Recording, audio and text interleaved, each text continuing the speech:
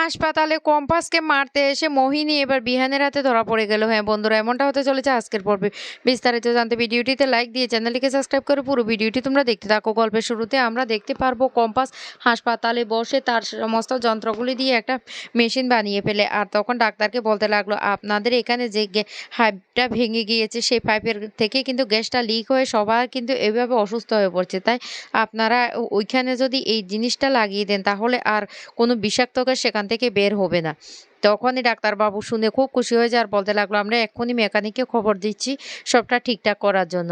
বিহান তখন বলতে লাগলো, কম্পাস তুমি এটা কি শুরু করে দিয়েছো? তুমি এমনিতে অসুস্থ, তার উপরে তুমি এখন হাসপাতালে বসে বসে এসব কাজ করছো। কম্পাস তখন বলতে লাগলো, কি করব বিহান স্যার, সবাইকে তো সুস্থ থাকতে হবে। ডাক্তারবাবু তখন খুব খুশি হয়ে যায়। অন্যদিকে মোহিনী বাড়ি থেকে বেরোতে যখনই যাবে তখন প্রীতা এসে বলতে লাগলো, শোনো মোহিনী, তুমি একা একা বাড়ি থেকে কোথাও বেরিয়ে যাবে না। কারণ তুমি যদি যেতে হয় তাহলে অরিনকে সাথে নিয়ে যাবে। অরিন তখন বলতে লাগলো, না এসব কি বলছো মা, তুমি এসব কি বলছো? তখনই বলতে লাগলো, হ্যাঁ হ্যাঁ, আমি যেটা বলছি সেটা একদম ঠিক কথাই বলছি, কারণ ওকে আমরা কেউ বিশ্বাস করি না। তাই ও যেখানে যায় যাক না কেন আমরা বাধা দেব না, কিন্তু ও তোকে সাথে নিয়ে যেতে হবে বা পরিবারকে কোনো একজন মেম্বারকে ওকে সাথে রাখতে হবে, না হলে কিন্তু ও বাড়ি থেকে কিছুতে বেরোতে পারবে না। তখন মোহিনী বলতে লাগলো, আমি কোথায় যাচ্ছি সেটা তোমরা বেশ ভালো করে জানো, দেখো আমার হাতের অবস্থাটা। এদিকে কম্পাসের কাজে খুশি হয়ে ডাক্তারবাবু তখন বলতে লাগলো, সত্যি আপনি আমাদের হাসপাতালে এত বড় একটা উপকার করে দিলেন। তারপরে বিহান কম্পাসকে জড়িয়ে ধরে বলতে লাগলো, কম্পাস সত্যি তুমি জিনিয়াস, তুমি না সবকিছু খুব অল্প সময়ের মধ্যে সমাধান করে দিতে পারো। তাই তো সবাই তোমাকে এতটা ভালোবাসে। কম্পাস তখন খুশি হয়ে যার বলতে লাগলো, বিহান স্যার, আর আমি চাই সবাই যেন ভালো থাকে, কারোর যেন কোনো প্রকারে ক্ষতি না হয়, আমি শুধু সেটাই চাই।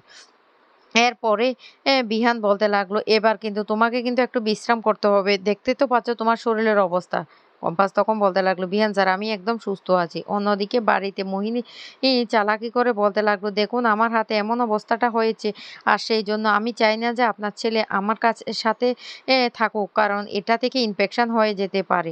কারণ মোহিনী এটা চালাকি করে মেকআপ দিয়ে কিন্তু এই কাজটা করছে। প্রীতা কিন্তু সেটা ধরতে পারেনি। তখনই প্রীতা বলতে লাগলো, না না অরিন, তো ওর যাওয়ার দরকার নেই। অরিন তখন বলতে লাগলো, না মোহিনী, আমি তোমাকে এভাবে একা ছেড়ে দিতে পারবো না, কিছুতেই আমি তোমাকে একা ছেড়ে দিতে পারবো না। মোহিনী তখন বলতে লাগলো, জান, আমি চাই না তোমার কোনো ক্ষতি হয়ে যাক, সেই জন্যই তো আমি তোমাকে সাথে নিয়ে যেতে চাইছি না। এই অন্যদিকে দেখা যায় হাসপাতালে যখন কম্পাস ঘুমিয়ে আছে তখন হঠাৎ করে কম্পাসের রুমে একজন ঢুকে পড়ে। আর কম্পাসের পায়ের আওয়াজ পেয়ে দেখে কারোর যেন পা। আর সেটা দেখে তখনই কম্পাস চিৎকার করতে শুরু করে। বিহান স্যার, ডাক্তারবাবু, নার্স বলে। বিহান তখন বলতে লাগলো, কি ব্যাপার, কম্পাস এভাবে চিৎকার করছে কেন? এদিকে কম্পাসের চিৎকারের আওয়াজ শুনে ওই লোকটা সেখান থেকে পালিয়ে যাওয়ার চেষ্টা করে। তখন বিহান সেখানে চলে আসে আর এসে বলতে লাগলো, কম্পাস কি হয়েছে, কি হয়েছে, তুমি এভাবে চিৎকার চেঁচামেচি কেন করছো? কম্পাস তখন বলতে লাগলো, কেবিনে কেউ একজন ঢুকে পড়েছে। তখনই বিহান বলতে লাগলো, কে ঢুকবে, এখানে কে আসবে? তখনই বলতে লাগলো, কে আসবে, আমি তো বুঝতে পারছি, মোনা ম্যাডামের সেই সুপারি কিলাররা কিন্তু আমাকে গুলিটা করেনি, গুলিটা যে করেছে সে মনে হয় এখানে আবার এসেছে। বিহান তখন বলতে লাগলো, কম্পাস তোমার কথা তো সত্যি হতেও পারে। তখন কম্পাস বলতে লাগলো, হ্যাঁ, ওরা কেন আমার সাথে এমনটা শত্রুতা করছে, বারবার কেন আমাকে মেরে ফেলার চেষ্টা করছে? আমি কার এমন কি ক্ষতি করেছি? আমি তো কারো কোনো ক্ষতি করিনি। বিহান তখন বলতে লাগলো, তোমার কথাটা একেবারে উড়িয়ে ফেলে দেওয়া যায় না, তাই আমি চাই ওই পুলিশকে খবরটা দিতে, এমনকি এখানে সিকিউরিটির ব্যবস্থা করতে। কম্পাস তখন বলতে লাগলো, ঠিক আছে, ঠিক আছে বিহান স্যার, আপনি যাই ভালো মনে হয় তাই করুন, কিন্তু আমাকে না কিছু একটা করতে হবে যাতে এখানে কেউ আসার আগে আমরা আগে থেকে টের পেয়ে যাই। তখন বিহান বলতে লাগলো, তুমি আবার কি শুরু করবে?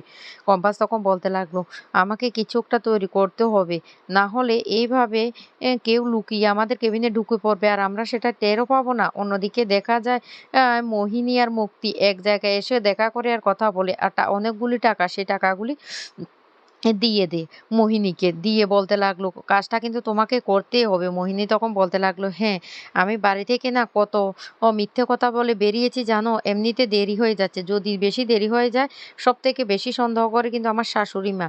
আর আমি অনেক মিথ্যে কথা বানিয়ে বানিয়ে বলে তারপর এখানে এসেছি, তাই আমাদেরকে এতে খুব তাড়াতাড়ি যেতে হবে। এদিকে কম্পাস তখন বলতে লাগলো, বিহান স্যার, আমার মনে হয় কেউ শত্রুতামি করে আমাদেরকে ক্ষতি করার জন্য এখানে এখানে ঢুকে পড়েছে। তারপরে কম্পাস একটা জিনিস বানানোর চেষ্টা করে। বিহান তখন বলতে লাগলো, "কম্পাস তুমি কি বানাচ্ছ? আমাকে বলো।"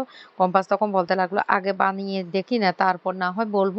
তখন বলতে লাগলো, "ঠিক আছে তুমি বানাও, আমি আছি এখানে।" তারপরে কম্পাস বানাতে থাকে আর একটা এমন দারুণ লাইট আবিষ্কার করে যেটা দেখে বিহান তখন পুরোটাই চমকে যায়। এদিকে মুক্তি মোহিনীকে বলতে লাগলো, "ও তুমি কিন্তু যে প্ল্যানটা করেছো সেটা কিন্তু খুব দারুণ প্ল্যান করেছো। কিন্তু প্ল্যানটা তো সাকসেস করতে হবে।" মোহিনী তখন বলতে লাগলো, "হ্যাঁ, কোনো চিন্তা করবেন না মুক্তি। আমি কাজটা ঠিক সময় মতো করে দেব। আপনারা এ নিয়ে একদম চিন্তা করবেন না।" মুক্তি তখন বলতে লাগলো, "হ্যাঁ, এবার অভিজ্ঞান বাবুরা যে প্ল্যানটা করেছে তাতে কিন্তু অখিলেশরা কিছুতেই আর বাঁচতে পারবে না। তাই যত তাড়াতাড়ি সম্ভব আমাদেরকে আমাদের কাজটা সেরে ফেলতে হবে।" মোহিনী তখন বলতে লাগলো, "ঠিক আছে, ঠিক আছে মুক্তি, আমি এবার যাই।"